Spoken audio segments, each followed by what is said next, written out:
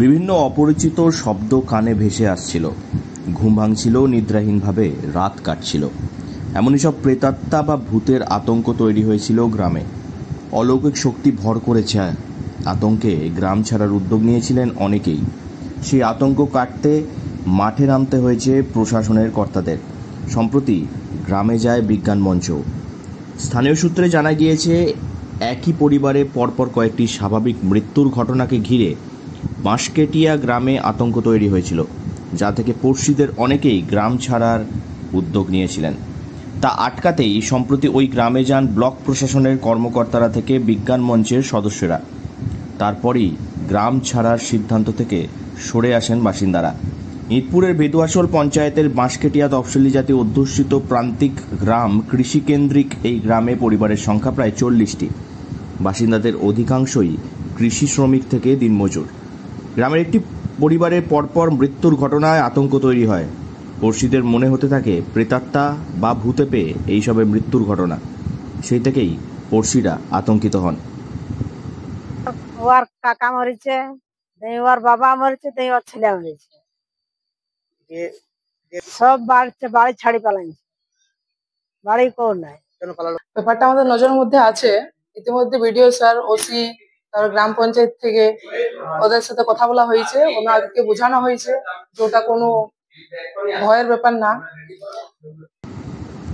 স্থানীয় ও প্রশাসন সূত্রে জানা গিয়েছে, অতিমারির সময়কালে এক যুবকের স্বাভাবিক মৃত্যু হয়। ভাইয়ের মৃত্যুর পর গত 1 বছর আগে ওই পরিবারের প্রৌঢ়ের মৃত্যু হয়। সম্প্রতি ওই প্রৌঢ়ের বছর 17 বছর বড় ছেলের মৃত্যু হতেই আতঙ্ক দানা বাঁধে। একই পরিবারের 2 ভাই ও এক কিশোরের মৃত্যু হতেই গ্রামে চাঞ্চল্যের সৃষ্টি হয়। তবে প্রশাসনের দাবি, 3টি মৃত্যুই স্বাভাবিক মৃত্যু। আতঙ্কে বাড়ি ছেড়ে ছোট্ট সন্তানদের নিয়ে আত্মীয়র বাড়িতে ঠাঁই নেন মৃত যুবকের স্ত্রী ও প্রৌঢ়ের স্ত্রীও। মৃতদের বাড়ি ফাঁকা পড়ে। পরপর মৃত্যুর ঘটনায় পড়শিরা আতঙ্কে বাড়ি ছাড়ার উদ্যোগ নেয়ার খবর পৌঁছায় পুলিশ প্রশাসনের কাছে। পুলিশ যেতেই বাসিন্দারা বিভিন্ন অলৌকিক শক্তির গল্প শুনিয়ে পড়শিদের মধ্যে এ ধরনের ঘটনা ঘটতে পারে বলে আশঙ্কা প্রকাশ করেন। মৃতদের প্রতিবেশীরা দাবি করেন, ভূতে প্রেতেই এক ধরনের মৃত্যুর ঘটনা।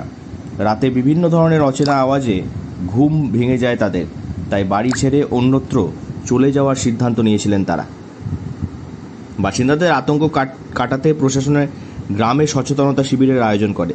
সম্প্রতি গ্রামে যান ইঁদপুরের বিডিও সুমন্ত ভৌমিক, ওসি মনোরঞ্জন নাগ, পশ্চিমবঙ্গের বিজ্ঞান মঞ্চের ইঁদপুর বিজ্ঞান কেন্দ্রের সভাপতি সুদীপা বন্দ্যোপাধ্যায়, সম্পাদক মোনালিসা পাত্র, বিজ্ঞান কেন্দ্রের সদস্য চিকিৎসক রামেশ্বর মুখোপাধ্যায় প্রমুখ। প্রশাসনের কর্তা থেকে বিজ্ঞান মঞ্চের সদস্যরা বাসিন্দাদের ভীতি কাটাতে বিভিন্ন যুক্তি উপস্থাপন করেন। বিজ্ঞান কেন্দ্রের সম্পাদক মোনালিসা পাত্র জানান, একই পরিবারের পরপর মৃত্যুর ঘটনায় আতঙ্ক ছড়ায় বাসিন্দাদের মধ্যে। ঘটনার পিছনে অলৌকিক কিছুই না, তা বাসিন্দাদের বোঝানো হয়। রাতে অন্য কিছু শব্দ থেকেই ভয়ের সৃষ্টি হয়। ওই পাড়া অন্ধকারাচ্ছন্ন হওয়ায় তা থেকেও বাসিন্দাদের মধ্যে ভয়ের উদ্বেগ হতে পারে। বাসিন্দাদের যুক্তি দিয়ে বোঝানো হয়েছে। শিবিরের পর বাসিন্দারা জানিয়েছেন আতঙ্ক কিছুটা কেটেছে।